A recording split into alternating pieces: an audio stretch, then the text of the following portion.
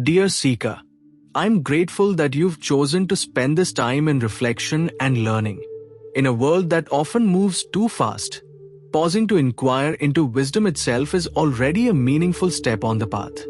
Today, we will gently explore the 5 principles of Panchsheel, also known as the 5 Precepts, Pañcaśīla, the foundational ethical teachings given by Gautama Buddha more than 25 centuries ago, yet still deeply relevant to our lives today. These teachings were not offered as rigid rules or moral commands. Instead, the Buddha presented them as trainings, practical guidelines that help us live with less suffering and more clarity, compassion, and inner freedom. Whether you are new to Buddhist thought, a long-time practitioner, or simply someone searching for a more ethical and mindful way of living, these principles speak in a universal language. They address how we relate to life, to others, and most importantly, to our own minds. As we move through this video, I invite you to listen not just with your intellect, but also with your heart. You do not need to agree with everything immediately. The Buddha himself encouraged inquiry, reflection, and personal verification. Think of these teachings as a lamp offered to you. You are free to use its light to examine your own experience. We will explore each principle slowly and respectfully, drawing from early Buddhist scriptures as well as well-known commentaries and modern interpretations found in respected books and teachings. My role here is simply to guide you, like a fellow traveler who walks a few steps ahead, pointing out the terrain while honoring your own pace and understanding. So, settle into a comfortable posture, take a gentle breath, and allow your mind to soften. Let us begin this journey into Panchsheel, not as a lesson to be memorized, but as a path to be lived. Origin and purpose of the 5 principles. Dear Seeker, before we examine each of the 5 principles individually, it is important to understand where they come from and why they were taught. Without this context, the precepts may appear to be simple moral rules. With proper understanding, however, they reveal themselves as a profound path of inner cultivation. The 5 principles, known in the Pali language as Pañcaśīla, originate from the earliest teachings of Gautama Buddha. They are preserved in the early Buddhist scriptures, particularly within the collections later compiled into the Tipiyaka, Pali canon. These texts record the Buddha's guidance to householders, men and women living ordinary lives with families, responsibilities, and challenges much like our own today. The Buddha recognized that a restless or ethically conflicted life makes deep peace and wisdom difficult to attain. Therefore, he offered the precepts as a foundation for mental clarity and spiritual growth. They are not commandments imposed by divine authority, but voluntary commitments freely undertaken. One chooses to practice them not out of fear or obligation, but out of understanding. Understanding that harmful actions lead to suffering, while harmless actions support calm, trust, and insight. At their heart, the 5 principles serve a dual purpose.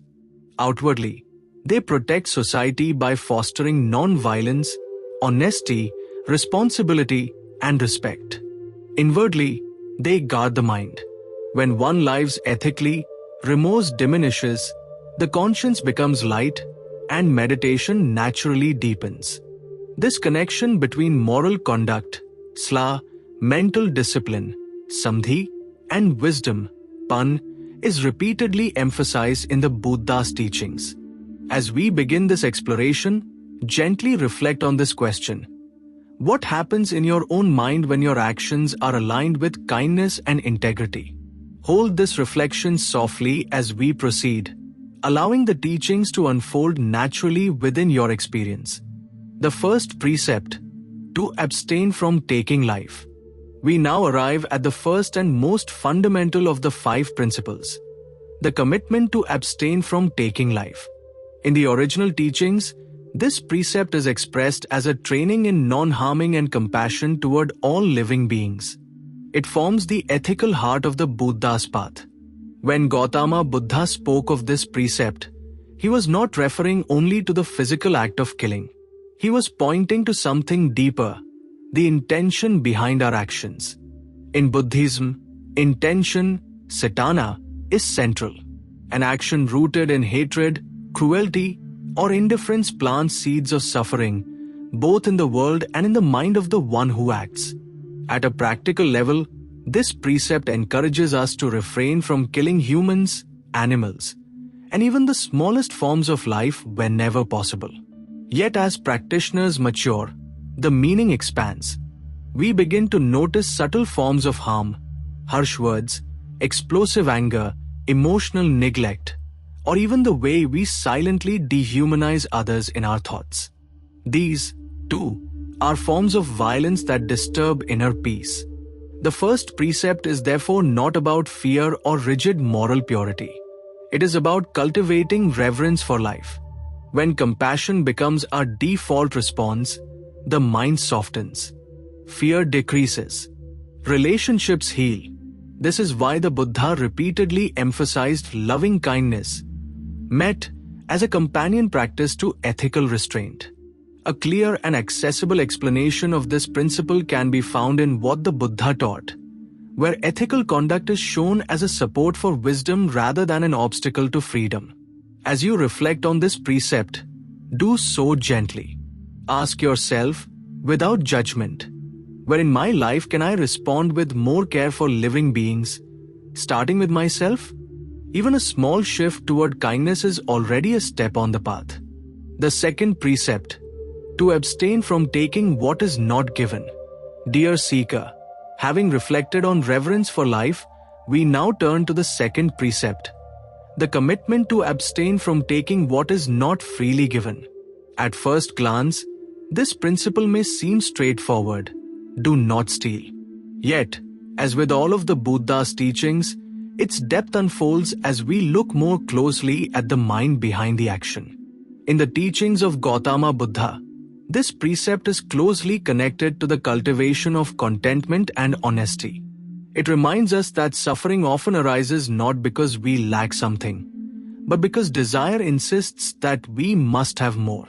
When craving governs our actions, it easily turns into exploitation, deception, or subtle forms of appropriation. On a practical level, this precept asks us to refrain from stealing money, objects, ideas, or credit that does not belong to us. But the training goes further. It invites awareness of less obvious forms of taking, using others' time carelessly, manipulating emotions for personal gain, or benefiting unfairly from systems that harm others. In this way, the second precept becomes a mirror, gently revealing our relationship with greed, lobha. When we choose restraint, something unexpected happens. The mind begins to relax. Trust grows in relationships. Generosity naturally arises, not as a moral duty, but as an expression of inner abundance.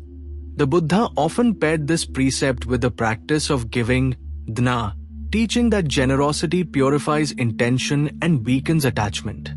A rich collection of early discourses illustrating this connection can be found in the Buddha's words, where ethical restraint and generosity are shown as essential supports for a peaceful life.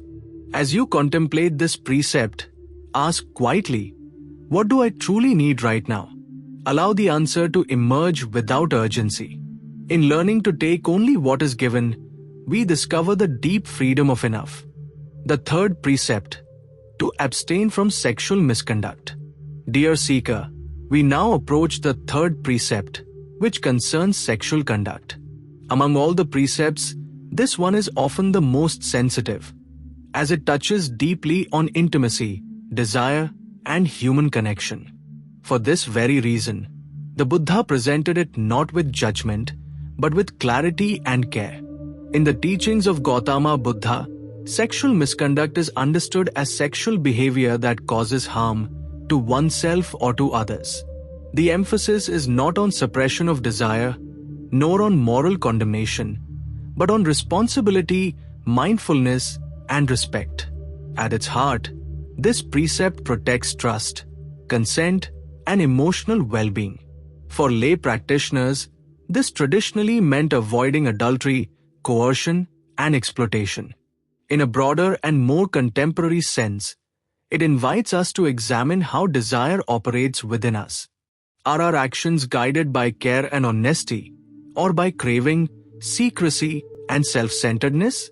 When desire is unchecked, it often leads to suffering, broken relationships, guilt, confusion, and loss of inner peace. The third precept also asks us to see others not as objects of gratification, but as complete human beings with their own dignity and vulnerability. When intimacy is grounded in mindfulness and compassion, it becomes a source of connection rather than attachment. Modern teachers such as Thich Nhat Hanh have articulated this precept in language suited to our time, emphasizing love, commitment, and conscious choice. His reflections help us see that ethical sexuality is not restrictive, but liberating. It frees us from regret and emotional harm. As you reflect on this precept, do so with gentleness. Ask yourself, do my choices in intimacy lead to clarity and care, or to confusion and harm? Let the answer arise without self-blame.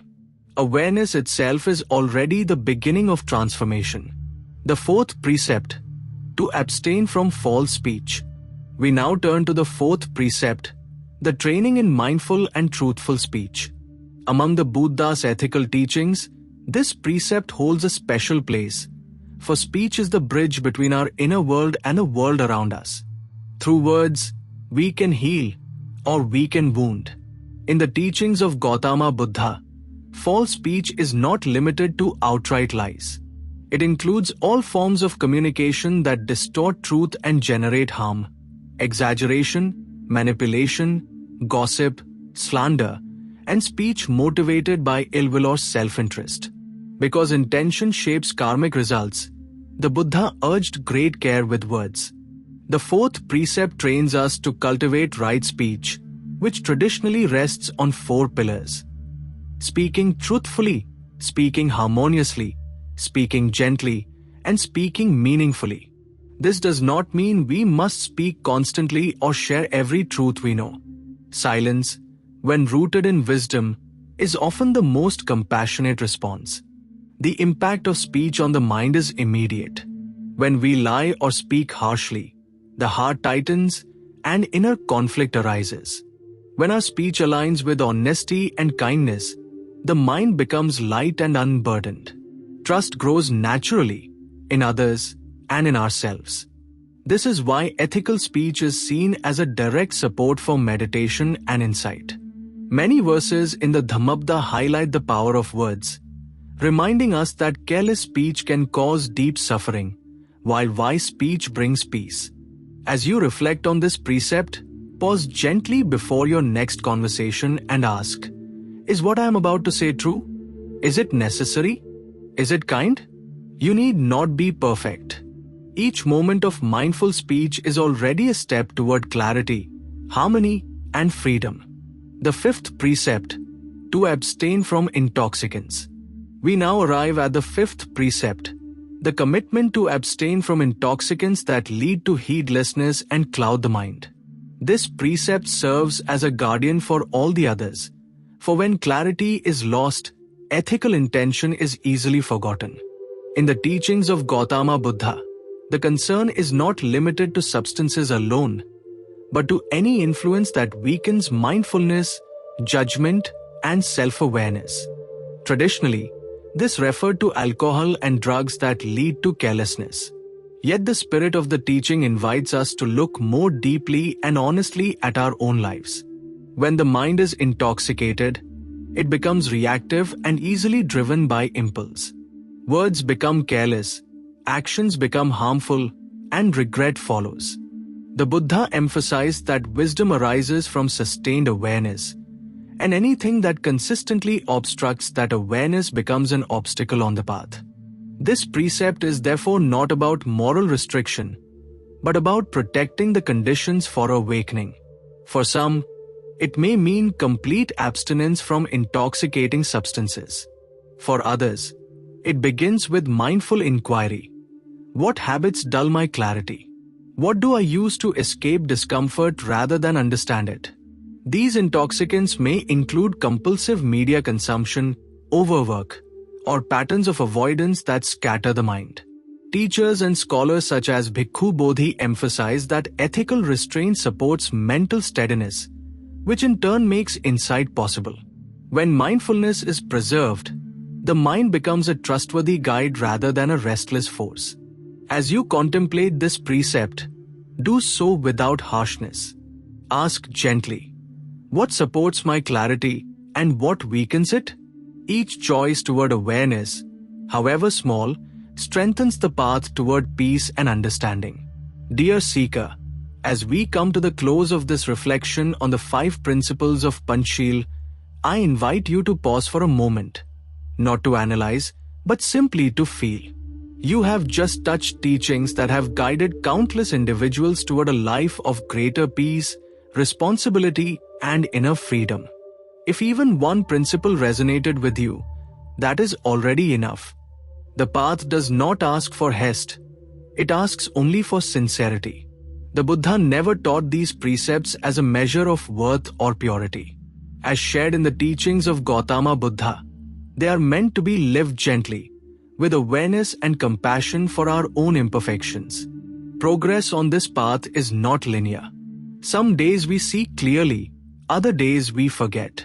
What matters is the willingness to return, again and again, to mindfulness and care.